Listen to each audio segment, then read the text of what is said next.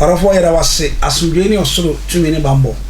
Orofo edani de nyina no ye kase ye woni pa bi oba asase so a ne nyuma eyefe na ye kase ne nyuma efa na ese na bra bobo boy no efe na ababo efe so dia na equivasi foundation ene so yasin ene de sa nkomo atwitwi ede ba wa poano na me pese obaje bre no ato bo ase na wahwe video no na wahwe video no wi a mesrawo yede entasema wo mu no wafa bi mu na wafa mu aba na wate ase na wati echi abotrem anya sundwe mu na me kan say University Foundation ni dia aha ay Attention TV ni na me ne Apostle Donko Obo ena trase mami mana kwa so for akwa ya me de me na no huna oh we radio adonti kura mu nkakra ya da nyame ase na efie ti sai efie dia radio adom eya otwedi mu so oh enu so amade wo ya da nyame ase amade wo o kan sa ba se mara na amu ti mwana memu anu so na ne kuku ma ne ya ni afi ti muntu boase era se say nem me frawa me pese wa nyame di foi ye ka bi reincarnation say reincarnation ni pa wu asanko na waba bibi sa ho eno na me pese me tiefo no ma hwefo ehu sampa obi wo ba wo ba no oso we di osenofa ajaku obi so se atabrego na waba no we di osere papa na nse atwi twasam ewuye abrante bi so apie a wo hwe ne ti na ti ko na nimdua ebi bia twasam a senka ye ka se photocopy eye correct a fi bi ani ho aso why so free a wo yesunsum ne pai a wo ti sunsum ase eye ampase reincarnation oh yo meda atiefo ase ne ahwefo nyina papa wo so meda wase papa o abra na abra nyina na woto nsafra ye na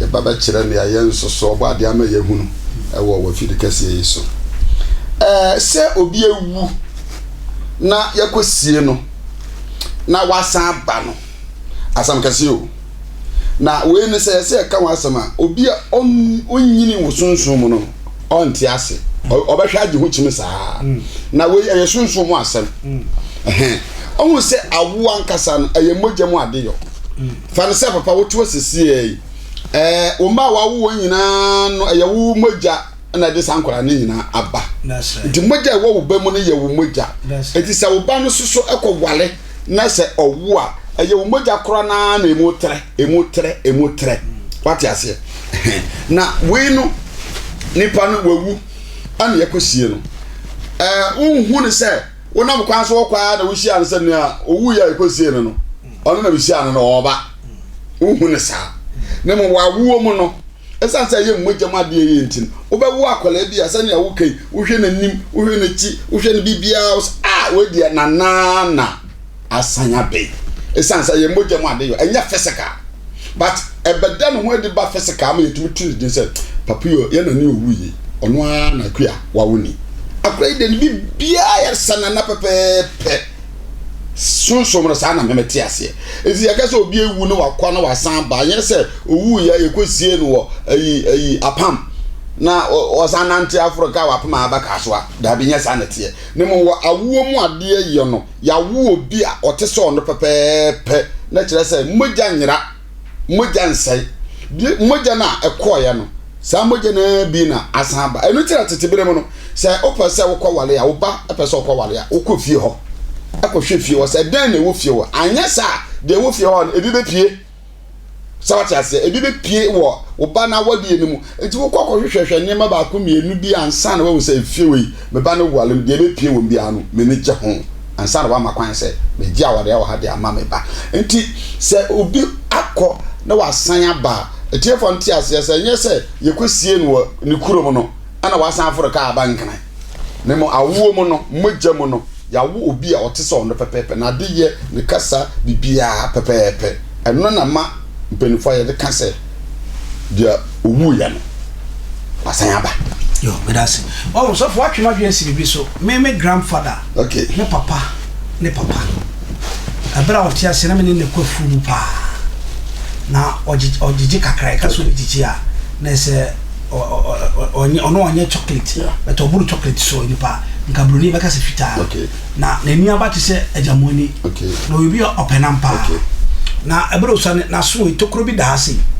Ana tokro bi da ne nsam. Na me sa tokro bi so da me nsam. Okay.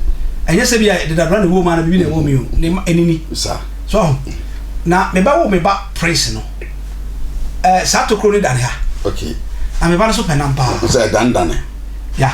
Sa tokro ni da me na wa na mu food edwen na ebi da. Sir. Nti me mu se me papa no, me na masai dey. Awo no. Because me so no pama sempa. Na sa se owo nyina so na me e no che me bundles. Papa me benyini ware wo ya.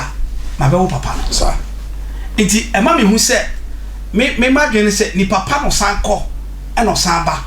Ana se ni pa bonefo. Owu anya me ne ba se because of obesakranti. Ana se den because me adwe ba kwa me kita sisi an se sofo. Obi a wanyini too much bia Bible say awurade now dey mine 70 years. Sir.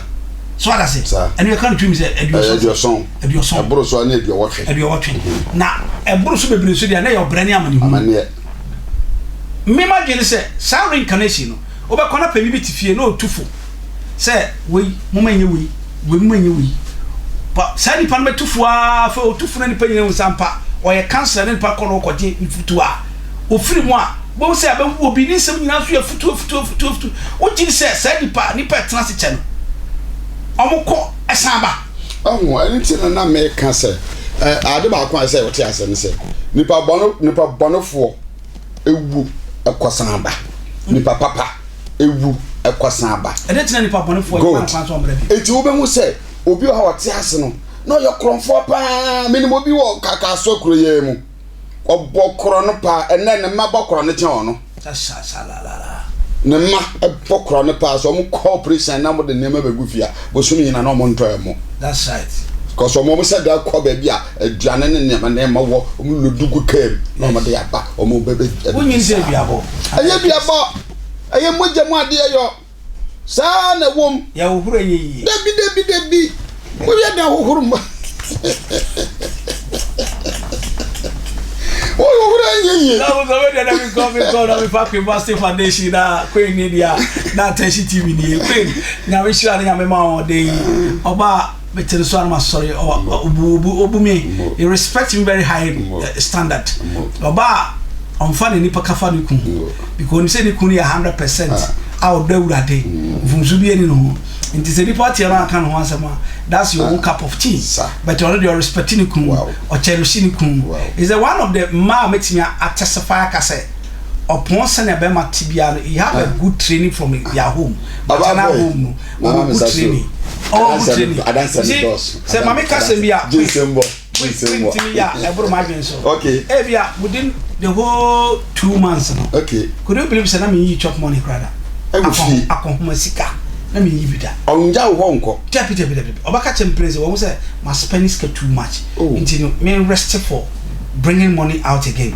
no so take it up and fanko now this woman is not complaining it's always she say medidi ebo anapana bi a wo say me nantem me ntimeda kakra no na obenya say daddy oba wo say me yenyane me prakuse wo nyane me say po happy wan hwa me dey fu jebi beba so nti onu nim kwa afa so nyane oba madam chen oba madam chen no den safa me ni pedua bokko se ya me ba back to me pam na ma sorry nti yenyane me anaso oba kote banchi nwira begu me so se banchi nwira ni no den safa be fam si ya a kire no. Now this man respect the whole body and respect my mantle of the ministry. Yes. What I say? And it's the ministry. No, I come Bible school with you. Oh, my wife here. Full. It's oh yeah. Full material. Oh, wow. About Bible reading. Wow. Worship, praises. Wow. I tell you. Wow. It's almost 95% on the church. Wow. So it's almost 95%. You mean about the ministry where that. My wife from Nyumto, Opeda, you know, where the South account there. Now I West Crown. Na apostle training is Apostle James Nyamishlau. Bishop, this is a bishop. Bishop Nyamishlau. You see, we are coming to do a very bigger ordination. Oh, wow. I'm my wife and Chakra. You see, this kind of women we need, men of God need to their life. Also, for be a man sorry ko wale keke. Nti so for near can say reincarnation e wo ho na eye adwuma. Nti etiefo ne adofo hu say reincarnation wo. Na me pese ye be sorry na ye time aso no. Me pese bibisa say obi wo ya oye ohene ene wawu. No tiase no. Oya amamre ne amane. Obi wo ha Moses ya be wo akola bi ofi no se no. From 19 years ago, so also ya mamre ne amane. Saadi ne tije ya jitum. So for say wo jitum na wonje ntum. Ade bi a wasase so ayeye no nipa beto ye. Nti ye den na wo ba ya wo so wonje ntum. Wo ankasa wo so wonje ntum. Ensa buo ye wo ho. Oh, na ensa no de ye.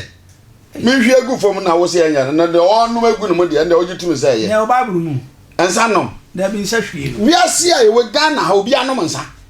Na bi America me say there be asofo de ye nyisa nya asofo no mansa obi anom nsa obi challenge me no metenase sofo we nyame difo ana me na me ka kire obi anom nsa na me nkire cha da na me checha be yifo wo ma so me say wi ase Ghana obi a wo be yie sofo asema o kan die asa so obi challenge me no metenase na me nchechire mo pepepe bibia e boko ento obi anom nsa Roma sofo no mansa.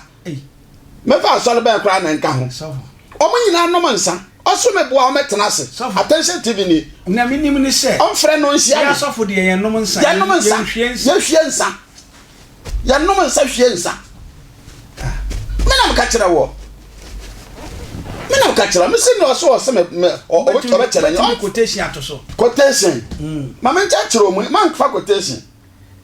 Media minim say me tram wo no dale sam quotation that the other me atida me tram wo say wa tua wa no Psalm 75 1 to 10 osi nyankopon da bend na bama awreto fo aye ne pa na twero na wa no bi no hu say ya na wa twero say okitakuru abi won nsem na nyansem ensa ani pu ahuro no hwe ya de kanu no ani ya de kanu no o hwe bi gu fo wouldn't say so for no 28 verse 7 so anu nyankopon ka say Moses on fan san gu fo sa enti na me no enna o hwe san so ayeso ya bosunusum ni asafo me papa no yo hene Moses fo adifo no mu wi ko ya no still ya wo ho ka fa ne ya mo ka ya wo ho obi betimi ada wa mo agya ayere enti wanda adafo nso e wasase so sofo so bodu em time na ye be on sofo ye beto aso na klase me na mka kire wo na sofo ahiti sofo say eyese sofo nhwie nsa so who dey who feel say no kra bring your comment, put your comment across na we say reincarnation so ho nti ye ntiase na we say ena onipa wusan koba na bebrinim na sofo bodonko na sorry the hands of prayer, hands of God prayer hands ministry, of God prayer ministry, yeah. Or Kaswa Ademukuru, all the big city, yeah. Is Ademukuru speaking. In the mesro, men fat in the DM from myself so I was so me. Nyama bi wa so to ne bras na church da obeti ase na wako na wa yishira. Onyame shira higher TV. So scream na se University Foundation. Ne normal and na dey nyina da. Onyame shira makra bye bye.